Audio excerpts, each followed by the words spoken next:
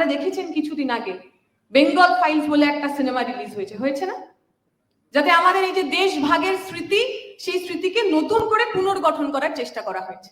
আচ্ছা, আমার কাছে দেশভাগের স্মৃতি কি? আমি একজন উদ্বাস্তু পরিবারের মেয়ে। আমার কাছে দেশভাগের স্মৃতি মানে আমার দাদু ঠাকুরমার ওপার বাংলা থেকে এবার বাংলায় চলে আসে। আমার কাছে দেশভাগের স্মৃতি মানে দিনের পর দিন ওই রিফিউজি ক্যাম্পগুলোতে এই উত্তরপাড়া বালি থেকে শুরু করে গঙ্গার একটা লম্বা অংশ জুড়ে রিফিউজি ক্যাম্পের মানুষের থাকা। আমার কাছে পার্টিশনের স্মৃতি, দেশভাগের স্মৃতি মানে ওই রিফিউজি মানুষের লাল ঝান্ডা হাতে নিয়ে তার জীবনের জন্য, জীবিকার জন্য, নাগরিকত্বের জন্য রাস্তায় নামা। আমার কাছে পার্টিশনের স্মৃতি মানে হিন্দু মুসলমানের দাঙ্গা নয়। আমার কাছে দেশভাগের স্মৃতি মানে রায়েটের স্মৃতি নয়। হিন্দু মানুষ, মুসলমান মানুষ একে অপরের রক্ত নিয়ে হোলি খেলছেন, এমন স্মৃতি আমার ছিল না। 2014 সালের পরে আসা কেন্দ্রের বিজেপি সরকার, আরএসএস যে পুনর্নির্মাণ এই দেশে করছেন, তাদের এই স্মৃতির পুনর্নির্মাণটা খুব জরুরি। বেঙ্গল ফাইলসের মতো সিনেমা আমাদের এই নতুন করে স্মৃতির পুনর্নির্মাণ করছে। তারা প্রতিদিন সংজ্ঞায়িত করছে। সাথী সভাপতি, মঞ্চে উপস্থিত আমার সহকর্মীরা, যে সমস্ত কমরেডরা, সাথীরা, বন্ধুরা আজকে আমাদের এই সভায় এসেছেন, প্রত্যেকে আমাদের তরফ থেকে অনেক অনেক সংগ্রামী অভিনন্দন। এখন শেষের দিকে বলার সুবিধা হচ্ছে এটাই যে অনেক কিছু যা ভেবে এসেছিলাম সেগুলো অলরেডি আমার সতীর্থরা বলে দিয়েছে, ফলে সে কথার ভার আর আমার কাঁধে নেই। আর শেষে বলার দুঃখটাও এইটা যে অনেক এমন কথা যেগুলো এখানে আমার মতো করে বলবো ভেবেছিলাম, সেগুলোর বলারও আর পরিসর নেই। তাই আমি চেষ্টা করবো আমার আগের বক্তাদের কথার পুনরাবৃত্তি না করে আজকে যে বিষয়ের উপর আমাদের চর্চা, সেই বিষয়ে কথা বলা। মীনাক্ষী বলার সময় বলেছে, আজকের দিনে দাঁড়িয়ে সারা ভারত জুড়ে মহিলাদের উপর যে আক্রমণ, প্রান্তিক অংশের মানুষ, এসসি, এসটি, ওবিসি, পিছিয়ে পড়া মানুষ, তাদের উপর যে আক্রমণ, তা নিয়ে খুব লম্বা স্পষ্ট কথা মীনাক্ষী বলে গেছে।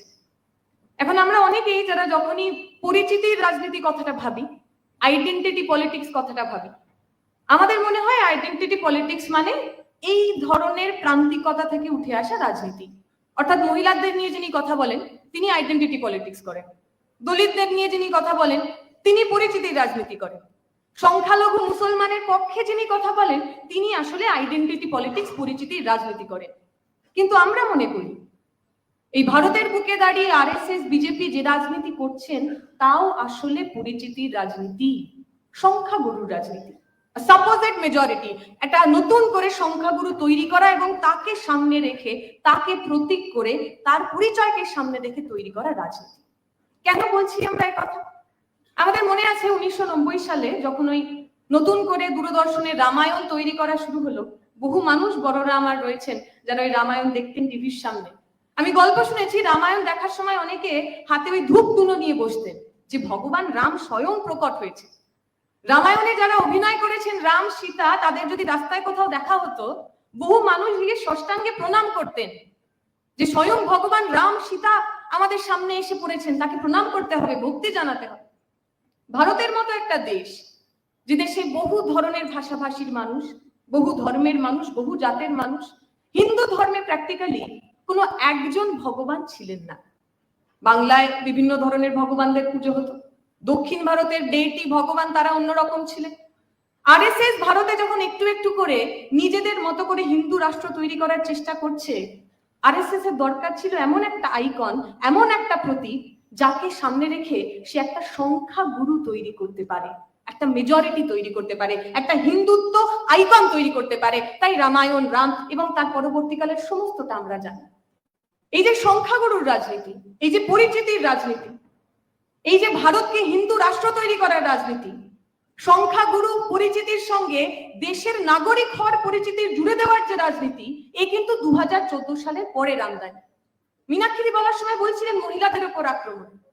আসলে এই সংখ্যাগুরুর রাজনীতি যে বিশেষ ভাবধারার উপর দাঁড়িয়ে তৈরি মনুস্মৃতি দাঁড়িয়েই রয়েছে মহিলা এবং প্রান্তিক মানুষের উপর আক্রমণ, এবং তা থেকে তৈরি হওয়া রাজনীতির উপর দাঁড়িয়ে হিন্দু রাষ্ট্রের নির্মাণ। তাই এই হিন্দু রাষ্ট্রের যখন নির্মাণ হলো, এই পরিচিতি যখন তৈরি হলো, সেই পরিচিতিতে, হিন্দু রাষ্ট্রের পরিচিতিতে বাংলার ভূমিকা, বাঙালির ভূমিকা কি, তা নিয়ে নানা রকম প্রশ্ন থেকে যায়। আপনারা দেখেছেন কিছুদিন আগে বেঙ্গল ফাইলস বলে একটা সিনেমা রিলিজ হয়েছে না, যাতে আমাদের এই যে দেশ ভাগের স্মৃতি, সেই স্মৃতিকে নতুন করে পুনর্গঠন করার চেষ্টা করা হয়েছে। আচ্ছা, আমার কাছে দেশভাগের স্মৃতি কি? আমি একজন উদ্বাস্তু পরিবারের মেয়ে। আমার কাছে দেশভাগের স্মৃতি মানে আমার দাদু ঠাকুরমার ওপার বাংলা থেকে এবার বাংলায় চলে আসে। আমার কাছে দেশভাগের স্মৃতি মানে দিনের পর দিন ওই রিফিউজি ক্যাম্পগুলোতে এই উত্তরপাড়া বালি থেকে শুরু করে গঙ্গার একটা লম্বা অংশ জুড়ে রিফিউজি ক্যাম্পের মানুষের থাকা। আমার কাছে পার্টিশনের স্মৃতি, দেশভাগের স্মৃতি মানে ওই রিফিউজি মানুষের লাল ঝান্ডা হাতে নিয়ে তার জীবনের জন্য, জীবিকার জন্য, নাগরিকত্বের জন্য রাস্তায় নামা। আমার কাছে পার্টিশনের স্মৃতি মানে হিন্দু মুসলমানের দাঙ্গা নয়। আমার কাছে দেশভাগের স্মৃতি মানে রায়েটের স্মৃতি নয়। হিন্দু মানুষ, মুসলমান মানুষ একে অপরের রক্ত নিয়ে হোলি খেলছেন, এমন স্মৃতি আমার ছিল না। 2014 সালের পরে আসা কেন্দ্রের বিজেপি সরকার, আরএসএস যে পুনর্নির্মাণ এই দেশে করছেন, তাদের এই স্মৃতির পুনর্নির্মাণটা খুব জরুরি। বেঙ্গল ফাইলস এর মতো সিনেমা আমাদের এই নতুন করে স্মৃতির পুনর্নির্মাণ করছে। তারা প্রতিদিন সংজ্ঞায়িত করছেন কে বাঙালি, কে সঠিক বাঙালি। আমি নাম নেব না, কারণ তিনি নাম নেবার মতো উল্লেখযোগ্য নন। বাংলার নন এমন একজন মানুষ প্রতিদিন তিনি ফেসবুকে লিখছেন কে বাঙালি আর কে বাঙালি, কে সঠিক বাঙালি আর কে সঠিক বাঙালি নন। একজন অবাঙালি প্রতিনিয়ত আপনাদের আমাদের ঠিক করে দিচ্ছেন। এখন সঠিক বাঙালি কে? আমরা জানি বাংলা মানে কি। বাংলা মানে যার কোনো কাঁটা তার ছিল না। যে বাংলায় রোকেয়া জন্মেছেন, যে বাংলায় মাস্টারদা সূর্য সেন জন্মেছেন, যে বাংলায় প্রীতিলতা কল্পনা দত্তরা জন্মেছেন, যে বাংলার মেয়েদের রান্নাঘরে থাকতে হবে এ কথা বলার মতো ধক কারুর ছিল না। যে রোকেয়া পশ্চিমবঙ্গে যখন প্রথমবার মেয়েদের স্কুল খুলছেন আর তার ধর্মের লোকেরা তাকে যখন একঘরে করে দিচ্ছেন, রোকেয়াকে কেউ দমিয়ে রাখতে পারেনি। এইটা তো বাংলা। বাংলা মানে লালন, বাংলা মানে চৈতন্য। চৈতন্য হিন্দু ধর্ম জন্মেছিলেন, অথচ সেই চৈতন্যই গান লিখেছেন, সেই চৈতন্যই ধর্মের প্রবর্তন করেছেন, যেখানে তিনি বলেছেন যারা ছুত অচ্ছুত, যারা শূদ্র, যারা শ্লেচ্ছ, তাদেরকে ভগবানের আরাধনা করার সুযোগ দিতে হবে। তিনি বলছেন ভগবান আর তার ভক্তের মধ্যে কোনো পুরোহিতের, এজেন্টের দরকার নেই। ভক্তের মধ্যে থাকা প্রেম, ভালোবাসাই আসলে তার ভগবানের সঙ্গে সবচেয়ে বড় সংযোগ। লালনরা শিখিয়ে গেছে। লালন বলছেন এই জাতপাতের সমস্ত কিছুর উপরে উঠে ভগবান তার কাছে আল্লাহ তার কাছে কোন নির্দিষ্ট ধর্মের প্রতীক নন, কোন অর্গানাইজড রিলিজিয়নের নেতা নন। তার কাছে আল্লাহ, তার কাছে ভগবান, সে একজন সাধক, সে একজন মানুষ যে মানুষকে ভালোবাসেন, যার কাছে ভালোবাসা ছাড়া আর ধর্মের অন্য কোনো অর্থ ছিল না। এই বাংলার মাটি লালনের মাটি, চৈতন্যের মাটি। এই বাংলার মাটি এমন সমস্ত কথা তৈরি করেছে, এমন সমস্ত তথ্য তৈরি করেছে। সৌভিক বলার সময় বলছিল, ওলা বিবির কথা বলেছে। আমরা জানি সুন্দরবনে কোনো বিবি আছেন, সুন্দরবনে দক্ষিণ রায় আছেন, দুজন এমন মানুষ যাদের কাছে হিন্দু মুসলমান দুজনে মিলেই প্রার্থনা করেন। এই যে সম্প্রীতির বাংলা, এই যে সম্প্রীতির ইতিহাস, এই সম্প্রীতির ইতিহাস কিন্তু রবি ঠাকুরের ওপর থেকে আসা কোনো সম্প্রীতি নয়। রবি ঠাকুর বঙ্গভঙ্গের বিরুদ্ধে যখন হিন্দু মুসলমানের হাতে রাখি পরিয়ে দিচ্ছেন, সেটা তৈরি করার সম্প্রীতি। ওলা বিবির যে সাম্প্রদায়িক সম্প্রীতি, বনো বিবি, দক্ষিণ রায়ের যে সাম্প্রদায়িক সম্প্রীতি, সে কিন্তু অর্গানিক সাম্প্রদায়িক সম্প্রীতি। গরিব খেটে খাওয়া মানুষ, শ্রমিক শ্রেণী, হিন্দু মুসলিম মানুষ তার কাজের মধ্যে দিয়ে তাদের মতো করে আরাধ্য ভগবানকে বেছে নিয়েছেন, তাদের মতো করে ধর্মচারণ তৈরি করেছে। বাংলা মানে কি? বাংলা মানে মেয়েদের এগিয়ে যাওয়া। আপনারা জানবেন, আমাদের একটুখানি কাজ ছিল, ভোজপুরিতে বিদেশিয়া বলে একটি গানের ফর্ম আছে। সেই বিদেশিয়া গানে যে মাইগ্রেন্ট শ্রমিকরা বিহার থেকে পূর্ব দেশে মায়ানমার অথবা কলকাতায় কাজ করতে আসেন, তাদের জন্য গান লেখা হতো। আপনি যদি তখনকার বিদেশিয়া এবং এখনকারও ভোজপুরি গান, যেই বিদেশিয়া থিমেই তৈরি হয়, সেটা পড়েন, সেখানে দেখবেন বাঙ্গালানের বড় উল্লেখ রয়েছে। বাঙ্গালানকে একজন বাঙালি মহিলা, এবং সেই পুরো পথে অলমোস্ট ভিলেন বাঙালি মহিলা, যিনি নাকি কালা জাদু, বাঙালি মহিলা যিনি নাকি চিত বদলি নামে একটি জাদু করেন। চিত মানে মন, বদলি মানে বদল করে দেওয়া। এই বিদেশিয়া গান জুড়ে বাঙালি মেয়েদের এমন ভাবে দেখানো হয়েছে যে মেয়েরা নিজের কথা নিজের মতো করে বলতে পারে, যে মেয়েরা শুধু অমুকের স্ত্রী, অমুকের বোন, অমুকের মেয়ে, কোন পুরুষের পরিচিতির ছায়ায় যারা বেঁচে পড়তে নেই। তাই বিদেশিয়া গান জুড়ে, ভোজপুরি গান জুড়ে বাঙালি মেয়েরা ভিলেন হয়ে ওঠেন। আসলেই তো বাঙালি মেয়েরা, বাংলার মেয়েরা, কাদম্বিনী থেকে শুরু করে, প্রীতিলতা থেকে শুরু করে কল্পনা দত্তরা, তারা তো নিজের কথা নিজে বলতে পারতেন।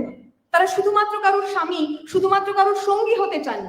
বাঙালি বলতে আমরা যা যা বুঝি, রেনেসা বলতে আমরা যা যা বুঝি, মডার্ন এডুকেশনের মধ্যে দিয়ে যে সভ্যতা সংস্কৃতি এই বাংলার মানুষ হাতে পেয়েছিল, এই সমস্ত কিছুই আসলে ওই বিজেপি আরএসএস এর যে সাপোজেড মেজরিটির আইডেন্টিটি তৈরি করা, ওই যে সংখ্যাগুরুর একটা আইকন তৈরি করা, তার বিরুদ্ধে দাঁড়িয়ে আছে। তাই আজকে যখন পশ্চিমবঙ্গের বাইরে বাঙালি মানুষ আক্রান্ত হন, সে খালি ব্যক্তি বাঙালি আক্রান্ত হচ্ছেন না, খালি মুসলমান বলে সে আক্রান্ত হচ্ছে না, খালি বাংলা কথা বলে সে আক্রান্ত হচ্ছে না। এই ভারতের মধ্যে থেকে দাঁড়িয়ে বিজেপি আরএসএস এর বিরুদ্ধে কথা বলার জন্য, বিজেপি আরএসএস এর বিরুদ্ধে দার্শনিক কথা বলার জন্য একটা গোটা সম্প্রদায় তারা আক্রান্ত হচ্ছে। আমি যখন জেএনইউতে পড়তাম, আমরা বাঙালিরা খুব স্বাভাবিকভাবেই যারা অবাঙালি মানুষ তাদেরকে হিন্দুস্তানি বলতাম। আমার অবাঙালি বন্ধুরা বলতো কে তুম লোগ क्या फिर पाकिस्तानी हो, तुम लोग हिंदुस्तानी नहीं हो। আমরা বলতাম আমরা আসলে যেভাবে বড় হয়েছি, আমাদের কাছে আমাদের পরিচয় সেটা কখনোই সাব ন্যাশনাল নয়। ভারত একটা হিন্দু রাষ্ট্র, হিন্দি রাষ্ট্র, এবং তার সাব ন্যাশনাল হিসাবে বাঙালি জাতি আমরা রয়েছি, এই কথা আমরা বিশ্বাস করি না। আমরা বিশ্বাস করি বাংলা এবং পাঞ্জাব, যে দুটো রাজ্যের উপর দিয়ে কাঁটা তার চলে গেছে, সেই দুই দেশের মানুষ, সে বাংলায় কথা বলুক অথবা পাঞ্জাবিতে কথা বলুক, সে বাংলাদেশে থাকুক অথবা সে পাকিস্তানে থাকুক, তাদের প্রাথমিক পরিচয়, তাদের লিঙ্গুইস্টিক পরিচয়, তাদের ভাষাগত পরিচয়, যে ভাষায় তারা কথা বলে। কিছুদিন আগে আমরা ইতালির প্র্যাটোতে গেছিলাম, সেখানে যারা টেক্সটাইল কর্মী তাদের মধ্যে বহু মানুষ পাকিস্তানের রয়েছে, এবং তারা পাকিস্তানের পাঞ্জাবি, মুসলমান কিন্তু পাঞ্জাবি ভাষায় কথা বলে। তারা আমাকে বলছিলেন যে তাদের সবচেয়ে পছন্দের যারা গায়ক, তারা এই ভারতের পাঞ্জাবি গায়ক। পাকিস্তানের বেশিরভাগ উর্দুভাষী মানুষের সঙ্গে, উর্দুভাষী গানের সঙ্গে তারা কোনো রকম সংযোগ স্থাপন করতে পারেন না। আমার সমান্তরাল মনে হচ্ছিল, আমরা যারা বাংলায় কথা বলি, বা বাংলাদেশের যে মানুষ বাংলায় কথা বলেন, বাংলাদেশের যে মানুষ এপার বাংলার গান শোনেন, বা আমরা যারা ওপার বাংলা ব্যান্ডের গানে মোহিত হয়ে থাকি, আসলে আমরাও আমাদের পরিচিতি, আমাদের ভাষাগত আসলেই আমাদের সাংস্কৃতিক পরিচয় হয়ে ওঠে। তাই আজকে যারা আমাদের সাব ন্যাশনাল করতে চাইছেন, আজকে যারা আমাদের সেকেন্ডারি করতে চাইছেন, আজকে যারা আমাদের পায়ের তলায় দাবিয়ে রাখতে চাইছেন, আজকে যারা বাংলাদেশি বলে আমাদেরকে বাংলাদেশে পাঠিয়ে দিতে চাইছেন, তারা কিন্তু সুচারুভাবে একটা কাজ করছেন। আরএসএস বিজেপি বিরোধী যা যা সমন্বয় সংস্কৃতি এই ভারতে রয়েছে, আরএসএস বিজেপির মনুবাদের বিরোধী, বিভাজনের বিরোধী যা যা সমন্বয় সংস্কৃতি এই বাংলায় রয়েছে, সেই সবটাকে বিদেশি বলে দাগিয়ে দাও, বাংলাদেশি বলে দাগিয়ে দাও। এই একই জিনিস আমরা দেখেছি বাংলাদেশে। বাংলাদেশের মানুষ যখন সেখানে পয়লা বৈশাখ করতে চাইছেন, নববর্ষ করতে চাইছেন, সেখানেও যারা ইসলামিক ফান্ডামেন্টালিস্ট, যারা জামাতে ইসলামের পক্ষপাতী, যারা বাংলাদেশকে ইসলামিক রাষ্ট্র বানাতে চান, তারাও একই কথা বলছেন যে নববর্ষ আমরা পালন করব না, কারণ নববর্ষ নাকি হিন্দু আনি, নববর্ষের সঙ্গে নাকি বাংলাদেশের কোনো সংযোগ নেই। অর্থাৎ সমন্বয়ের সংস্কৃতি, গরিব খেটে খাওয়া শ্রমিক শ্রেণীর প্রতিদিনের একটু একটু কাজের মধ্যে দিয়ে তৈরি হওয়া বিশ্বাসের সমস্ত সংস্কৃতি আসলেই আরএসএস বিজেপি অথবা জামায়াত ইসলামকে তারা ভয় পাওয়ায়। আর আমরা যারা বামপন্থী রাজনীতি করি, আমাদের কাছে এই সমন্বয়ের সংস্কৃতি আমরা আগলে রাখতে চেষ্টা করি, বাঁচিয়ে রাখতে চেষ্টা করি। আজকে যে দুজনকে নিয়ে আমরা কথা বলছি, বুদ্ধদেব ভট্টাচার্য এবং সীতারাম ইয়েচুরি, আমাদের পথ দেখিয়ে গেছে। আজকের দিনে দাঁড়িয়ে বাঙালি মানুষ যখন বিভিন্ন জায়গায় আক্রান্ত হচ্ছে, মমতা ব্যানার্জিরা চেষ্টা করছেন, এ রাজ্যের শাসক চেষ্টা করছেন বাঙালিকে সেন্টিমেন্ট হিসাবে তার রাজনৈতিক কাজে ব্যবহার করার। আমরা আপনাদের প্রশ্ন করতে চাই, যে মমতা ব্যানার্জি হিন্দি ভাষা দিবসে নিজের এত বড় একটা ছবি নিয়ে তিনি সম্বর্ধনা জানান, তিনি গ্রিটিংস জানান, শুভেচ্ছা জানান, সেই মমতা ব্যানার্জি আসলেই এই হিন্দি আধিপত্যবাদের বিরুদ্ধে লড়তে পারবেন? যে তৃণমূল সরকারে আসার পর বিভিন্ন জায়গায়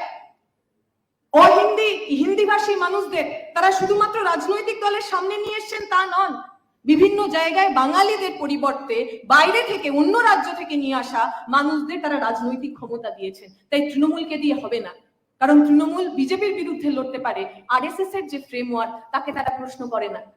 আরএসএস এর যে এই একটা নতুন হিন্দু রাষ্ট্র তৈরি করার যে প্রচেষ্টা, তাকে তারা প্রশ্ন করে না। এই বাংলাকে, এই ভারতকে, বাঙালিকে যদি কেউ বাঁচাতে পারে, তাহলে তারা এই লাল ঝান্ডা, যে লাল ঝান্ডা পশ্চিমবঙ্গের বুকে প্রণয় বলছিল অবৈতনিক স্কুল খুলেছিল, বাংলায় ছেলে মেয়েদের পড়াশোনা করার সমস্ত প্রচেষ্টা তারা করেছে। যে 34 বছরের বামপন্থী সরকার প্রতি বছর চাকরি দিয়েছিলেন, এসএসসি পিএসসি করেছিলেন, যাতে আমার বাংলার অন্য কোনো ছেলে মেয়েকে আর পরিযায়ী শ্রমিক না হতে হয়। আজকে আমি যে কথা শেষ করব, আজকে ব্যাঙ্গালোর থেকে শুরু করে কেরালা, বিভিন্ন জায়গায় বাঙালি মানুষের পরিচয় তার সবচেয়ে বেশি দমন পীড়নের কারণ হয়ে দাঁড়িয়েছে। আমরা বলি এই মুহূর্তে দাঁড়িয়ে বাঙালি শ্রমিকদের সবচেয়ে বড় সমস্যা, আমাদের বেঁচে থাকার জন্য অবাঙালি পুঁজির ওপর আমাদের নির্ভরশীল থাকতে হয়। বাংলা 2011 সালের পর প্রথমবার মাইগ্রেন্ট রিসিভিং স্টেট থেকে, অর্থাৎ যে রাজ্যে বাইরে থেকে মাইগ্রেন্ট আসতো, বাইরে থেকে পরিযায়ীরা আসতো, তার পরিবর্তে মাইগ্রেন্ট সেন্ডিং স্টেট হয়েছে। অর্থাৎ আমার রাজ্য থেকে আরো বেশি বেশি মানুষ তারা অন্য রাজ্যে কাজের জন্য যেতে বাধ্য হচ্ছে। সেই বাংলাকে যদি বাঁচাতে হয়, ব্যাঙ্গালোর থেকে শুরু করে, বিহার থেকে শুরু করে, হরিয়ানা, দিল্লির বিভিন্ন প্রান্তে বাঙালিদের উপর হওয়া আক্রমণ থেকে যদি আমাদের নিজেদের বাঁচাতে হয়, তাহলে পশ্চিমবঙ্গে লাল ঝান্ডার সরকার লাগবে। সবচেয়ে বেশি এই বাংলার মানুষ যে রাজ্যে কাজ করেন সে রাজ্যের নাম কেরালা। শুনলে একটু দুঃখ হবে আমাদের, সেই কেরালাতে যে বাঙালিরা কাজ করেন বা বাঙালি ছাড়াও উত্তর ভারতের যে কোনো মানুষ যারা কাজ করেন তাদের বাঙালি বলা হয়। কিছুদিন আগে মালায়ালাম একজন ফিল্ম অ্যাক্টর, তিনি একটি ফিল্মের প্রমোশনে গেছেন, একজন দর্শক আসন থেকে তাকে বলেছেন, তাকে টিটকিরি করেছেন তার জামা কাপড় দেখে, পোশাক আশাক দেখে, কে তুম তো পুরা বেঙ্গলি লুক লেকে আয়ে হো। বেঙ্গলি লুক, এই বেঙ্গলি লুকটা ইন্টেলেকচুয়াল বেঙ্গলি লুক নয়। আগে বাঙালি বলতে যে মেধার কথা আমরা ভাবতাম, আগে বাঙালি হওয়ার সঙ্গে সঙ্গে যে বুদ্ধিমত্তার কথা আমরা ভাবতাম, তার পরিবর্তে বেঙ্গলি লুক মানে তুমি শ্রমিক, তুমি পিছিয়ে পড়া অংশের মানুষ, তুমি ওয়ার্কিং ক্লাস থেকে আসছো, তুমি গরিব, এই কথা বলতে ওই শব্দবন্ধটা ব্যবহার হয়েছে। আগে যেমন তামিল শ্রমিকদের ওরা আন্নাচি বলতো, এখন যে কোনো শ্রমিক বা যে কোনো গরিব মানুষকে কেরালাতে পর্যন্ত বাঙালি বলা হয়। এই ভয়টাই বোধ হয় কমরেড বুদ্ধদেব ভট্টাচার্যরা পেয়েছিলেন। এই আশঙ্কা থেকেই হয়তো তারা স্লোগান দিয়েছিলেন যে কৃষি আমাদের ভিত্তি আর শিল্প আমাদের ভবিষ্যৎ। এই আশঙ্কা থেকেই হয়তো শিল্পায়নের জন্য আমার মা বাবারা ওই বক্রেশ্বর তাপবিদ্যুতের ওই লম্বা রাস্তায় হেঁটেছিলেন। আমরা যারা এই প্রজন্মের মানুষ, আমরা যারা আগামী দিনে বাংলার এবং বাঙালির ভবিষ্যৎ বাঁচাতে চাই, আমরা যেন আমাদের পূর্ব যে হাঁটা পথে, যে পথে অনেক রকম কাঁকড় আছে, যে পথে হাঁটতে গিয়ে অনেক রক্তপাত হয়েছে, যে পথে হাঁটতে গিয়ে বহু মানুষ শহীদ হয়েছে, সেই শহীদের রক্ত ঝরা লাল রাস্তাকে নিজেদের বুক দিয়ে, নিজেদের জীবন দিয়ে বাঁচাতে পারি, আগলাতে পারি, এই আশা ভরসা রেখে কমরেড সীতারাম ইয়েচুরি, যার সঙ্গে কিছুদিন কাজ করার অভিজ্ঞতা, ব্যক্তিগত অভিজ্ঞতা আমাদের ছিল, সেই কমরেড সীতারাম ইয়েচুরি যেমন সহাস্যে সবসময় বলতেন যে ভারতটা একটা পাজল, যে পাজলে প্রতিদিন আপনাকে নতুন করে শিখতে হয়, নতুন করে জানতে হয়, আর নিজের মধ্যে দেখতে হয় কোথায় কোথায় কি বদলের দরকার।